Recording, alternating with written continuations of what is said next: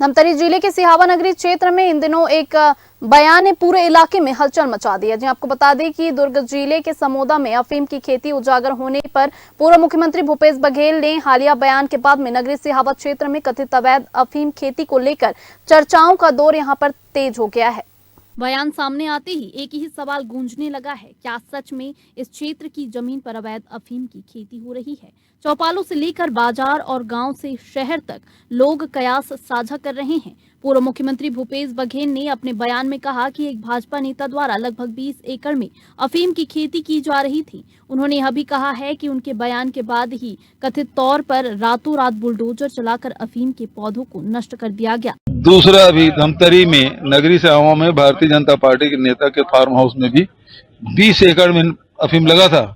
जैसे मैं बयान दिया कि नगरी में भी किया जा रहा है, वैसे वो बुलडोजर चलाती है, लेकिन अफीम तो खेती वो कर रहे थे। हालांकि इस बयान के बाद में प्रशासन हरकत में आया है और क्षेत्र में सर्वे की जांच की गई है, लेकिन अब तक कहीं भी अफीम की खेती के प्रमाण नहीं मिले हैं तथा प्रशासन की ओर से इस मामले में कोई भी ठोस पुष्टि नहीं की गई है।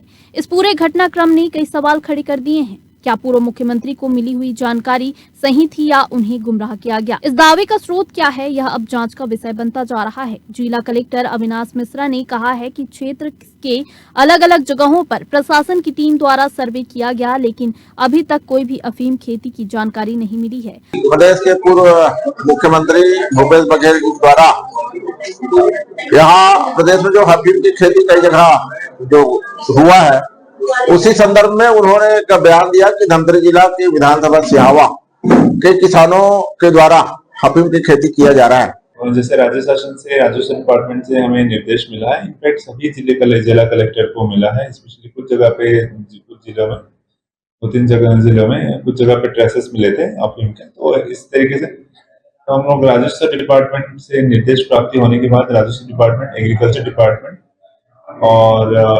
डिपार्टमेंट और हॉर्टिकल्चर डिपार्टमेंट का संयुक्त टीम, पुलिस की टीम के साथ मिलकर हम लोग संयुक्त टीम बना के पूरा जिला भर का इंस्पेक्शन किए।